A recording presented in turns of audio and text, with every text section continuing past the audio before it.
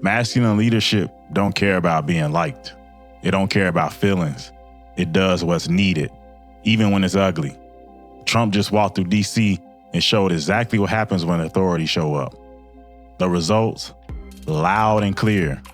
Watch this. We're going to be rebuilding all of your parks, and it's going to happen fast. It's going to go up like a miracle. So you do the job on safety, and I'll get this place fixed up physically, and we're going to be so proud of it. President Trump hitting the streets of D.C. for a firsthand look at his federal crime crackdown, meeting with law enforcement 2 weeks after deploying them to help secure the city. Since then, D.C. has seen a murder-free week as carjackings are down 83% and nearly 50% drop in robberies. Interior Secretary Doug Burgum was with. All right, before we get to him, Democrats gotta be embarrassed.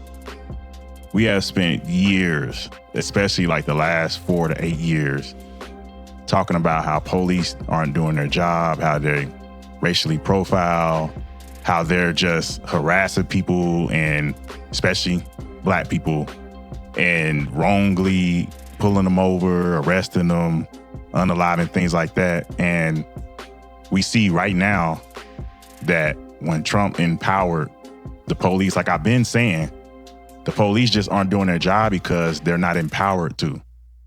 We have had an environment of police going to jail for doing their job. This is what the immunity looks like. When you do your job, you don't get punished for it. And that's what's been going on. The Dems, these blue cities, have been punishing police for cracking down on crime.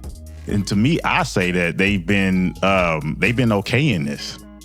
By not doing anything and stepping back and being lenient, you say crime is okay through your actions, because actions speak louder than words. It didn't take Trump a month, and he got 30 days for this, and people have already seen an improvement. This is wonderful. All right, here we go. With the president last night, you saw him in the video as his department plays a big part as well. Thank you so much for joining us, Mr. Secretary. Ainsley, great to be with you. It was great to see you out there, and I know you have a big part of this because you oversee all the federal lands and the parks. I know you've worked with the homeless encampments, trying to clean that up in D.C. Tell us more about your role.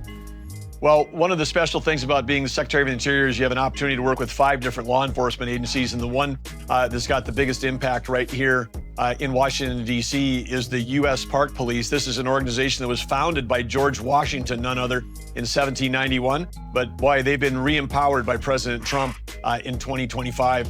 I tell you just had the stats up there. Crime is way down, but morale is way up across the over a dozen federal agencies that are all deployed working on this. And you can ask any of the cabinet leaders, Pam Bondi, Pete Hegseth, Kash Patel, Kristi Noem, any of us that are working with these law enforcement agencies, say the enthusiasm and morale is through the roof because they know that President Trump has their back. He's not just backing the blue with words, but he's backing it with actions and with support that's going to actually turn this around. And when Washington, D.C. becomes the safest capital in the world, it becomes a role model for the rest of the world. Becomes a role model for every city in America. Yes, sir. It shows that a strong police presence really works because you can look at those numbers, no murders in a week. Is this the beginning of the end for... Yo, that's wild. No murders in a week. And all these blue cities will basically stand up and say things like they need more funding to fight crime. They need more funding to pay more police, to put more police out. When the whole time, they could have just called on Trump. They would rather you be unsafe, scared to walk around in your own cities, getting robbed, carjacked, all these other things, than to call and ask for help. Because we have this divide in the parties. Like, we can be red against blue, we could debate, but we got to start coming together on the important things. These Democratic mayors, they should be able to call on the Republicans and say, hey, can you help us fight crime here? Because politics became a game more about who can stay in office, who can get the most money out of passing these bills. You got certain politicians, they only making $180,000 a year, but then they got millions of dollars in real estate and properties. That's what this became about. The people have been forgot about. And it took Trump to come in and say, you know what, I actually care about the people. Forget all the politics stuff. You know what? I'll talk my shit and have fun, but I really want to get this stuff done. And even if it's about his ego, a lot of y'all say he just want to walk away as knowing he's the big bad person. You know what? if that's how he moves, that's how he operates, he likes praise, and he wants to be known as this great man, and he earned it by getting rid of crime, I'd give him that all day. But the point is, it took one man saying, I'm tired, and you got a whole week with no unalivings. That's wonderful. Defunding and reimagining police? Well, I think so. I mean, I'm going to say that there was a number of cities across our country, you know which ones they are, went so far in the wrong direction. When they talked about defunding the police, what happened? People started taking early retirements. They left blue states to go to work in red states. I know this as governor that we had people leaving neighboring states like Minnesota to come to work in North Dakota. If you're in law enforcement, you're going to go someplace where you're supported. That's true. So then the staffing was down and the support was down. And then, of course, the courts on the backside, if you're turning loose people when they're violent criminals, turning and putting them back on the streets, pretty soon the law enforcement says, what's the point of arresting someone if they're going to turn loose? But under President... All right, I think that's important to hit on because you get a lot of Democrats who will say things like the suburbs or red cities got more funding or whatever they want to say. But he just said something fundamental here. It's the environment, it's the attitudes that these Democratic cities don't support their police officers. They're pulling funding from them, like to defund the police. So when you're in a free market society, what do? You can't force these officers to stay here. They can leave and go to a better precinct, which is probably in the suburbs where they care more about the police. The people that live there are like, hey, come fight crime, versus the inner city where they're like, oh, you just harassing us. We want to stand on our corner and, you know what I'm saying, sell illegal stuff to people, sell their bodies. Whatever it is, they want to do it in peace. And then you got the cities who won't stand up and say, nah, we can't have that. They say, you know what? We got to be lenient on them because they don't know any better. They just need this. They need some love. They need tough love. And that's what Trump delivered. And I'm happy about it. Great job, my man. That's my president. President Trump, in the last week, we've reinstated pursuits for the U.S. Park Police.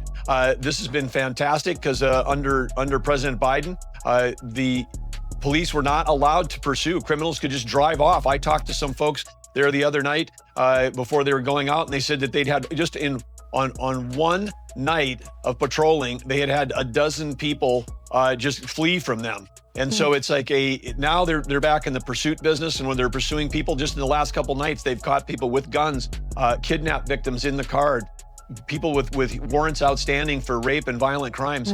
So they're now and a missing child. Now people in this city know that the police can actually do their job. We've also deputized all the Customs and Border Patrol individuals that are working as part of the surge, so they've got the same arrest authority and the same legal protections that the U.S. Park Police does. But fabulous teamwork effort across everybody, DEA, U.S. Marshals, FBI, DOJ, Judge Pirro. I mean, everybody across the whole system working together under President Trump's leadership to make this the most beautiful and safest city in the world. Yes. I heard that a lot of people have been coming up to the National Guard and saying, thank you so much for being here. We feel so much safer. I want to talk to you about homelessness. What have you done when it comes to homelessness? Because President Trump was tweeting out all those pictures of all the encampments in D.C., and he was saying he's going to clean that up. And what happens next? I know y'all might go to new cities, other cities. Brian was saying maybe Georgia, Atlanta, New York. Is that on the list? Come to KC. Well, let's start with the homelessness. The Washington, D.C. was a disaster. About 7 times as many homeless people here per what the population should have been, even compared to other cities that had a homeless problem. And with these encampments, when President Trump back on March 27th put out an executive order to make D.C. clean and beautiful, the U.S. Park Police went to work. All of the little circle parks in D.C., DuPont Circle, Logan Circle, small parks, triangle parks, all these places those are federal property. So the federal park police, the U.S. Park Police went to work cleaning those up. Over 75 homeless camps have been removed from all of those areas. Now with the D.C. Metro Police deputized, they're cleaning up those things. So that problem, being taken care of in the city. That is great. Mr. Secretary, one word answer because we're running out of time. Where are you going next? Hasn't been announced yet, but I think you'll see that this is going to be an example for any city that says they can't clean up these issues. President Trump is showing you can do it, and you can do it quickly. All right. So we done with that. Man, this is everything. This is what we've been needing. The country's been wild for a long time. It reminds me of the Wild Wild West. When, everything was out of control, crime was running rampant in the Wild West, and it took barbed wire fences to solve it. At this time, it took Trump to solve it. All the presidents that's been in office, and it took one who's not a career politician, and that's the most important thing I want to point out here. One of the important things is that Trump is not a career politician. The dude is in the real estate and he's a family man. And he brought all that into the office. Y'all say what y'all want, but the dude is leading by example. And this just goes to show that masculinity restores order. A city without order looks like a house without a father. Chaos, disrespect, and no accountability. And that's what's been going on. The country and society has managed to take fathers out the house, and then they managed to take police out the cities. And that's why the chaos has been running rampant. It'll take a couple generations to bring the fathers back, but what you can do is put troops on the ground. I know everybody for years been talking about a police state, police state, police state. You know what? If niggas can't act right, then we probably need a police state. If you don't want a police state, then fucking act right. That's what I'm tired of hearing. I debate people and they're like, Trump is just trying to create a police state. Yes, if you don't know how to act. Then y'all sit up here and hide it and try to gaslight and play like this shit ain't going on when we go out here in these streets and we see it every day. You come to KC, man, you see, like, you can't even have a celebration without going down the street after the event and you see glass after glass after glass broke, where you had one person driving and the other one just hitting all the cars to see what they can get. And then when they get to the end of the block, they roll off. And a lot of the cars don't even have shit in them. My car got hit like that a couple times. I don't keep nothing in my car. I'm very clean with my car. So by the time they bust out the window and look in, there's nothing. Guess what? I'm stuck replacing that window. So I'm glad he's doing what he's doing. And for y'all that got an issue with it, go police your own community. If you don't want Trump to come in, go police your own shit. And you won't have to worry about the police state. You won't have to worry about the feds and the National Guard coming in. But y'all gotta police y'all own shit right. Because this happened in the 60s and 70s when black people tried to police their hoods, and then it turned into something worse. And that's the thing. Don't let history repeat itself. We know what to do now. So that's my answer for any of y'all that want to come in these comments and just start saying dumb shit like that. Yo, before you come at me, if you don't want them in your hood, go take care of your hood and make it safe for the little kids, for the grandmothers, the grandfathers walking around. And then you come holler at me. If you can't do it, Trump's gonna do it. And I hope he does. Yeah, the whole thing, to get into further about defund the police, they told you reimagine policing. That was code for removing discipline. Same way they tell women to reimagine marriage. It's code for cutting men out. And when authority disappears, kids run wild, so do cities. And that's pretty much what happened. It's the same. You can make the same picture out of all these situations. You got a household with a mother and father. The father's instilling discipline. The woman gets bored and say, hey, I want a divorce. And then the kid runs wild.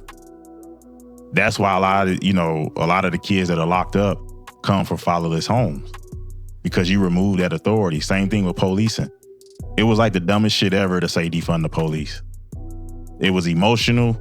It wasn't thought about. People were just being in their feelings. And now y'all mad because the person you don't like is coming in and fixing it. And pretty much cops quit when nobody has their back.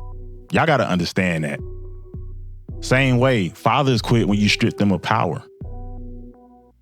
The same way y'all complain about the cops, and the same thing y'all say about fathers when they not in the home. Oh, he don't love his kid. Oh, he don't pay this. He don't pay. You took his power away from him.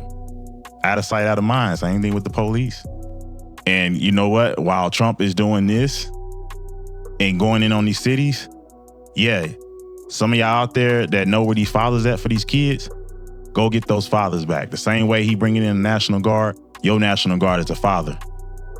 Because actually, the first police in a kid's life is the father. So guess what? If you remove the first line of police, you're going to deal with the second line. And that's you getting pulled over and your son's acting like you, the single mother, in his feelings, can't cooperate, can't shut his mouth, and end up shot. So like I said, this goes deeper than Trump, a police state, Trump running in the cities, taking over. It goes deeper than that. Because if we'd have been on our shit from the get-go, keeping families together, focusing on our kids and not hip-hop, and the latest whatever, BET, and all this stuff that's poisoning us, we wouldn't have this problem. Y'all are mad at the reaction when we haven't been proactive with the proaction. So for me, I hope this is just a blueprint and this is rolled out in all cities. I hope some states could take the same initiative and push in their own resources and get this done, because all it's going to do is going to become louder. The Democrats can't get on board. They don't really care about safety. They care about how they look on social media and the news right now and trying to get back in office in 2028. They don't care about nothing else but that and whatever race bait and other stuff that they do that they crying about. All right, so pretty much, man, yeah, this is wonderful. I know I keep saying it, but DC went murder-free for the first time in years. But here's the real question. Was this just a crackdown in one city, or proof when masculine leadership shows up, the world changes? And if that's true, what excuse do we have as men for not bringing that same order into our homes? Drop your thoughts, because this conversation is just getting started. And I'm gonna have some later videos to follow up with this on how you can bring this into your home as a man.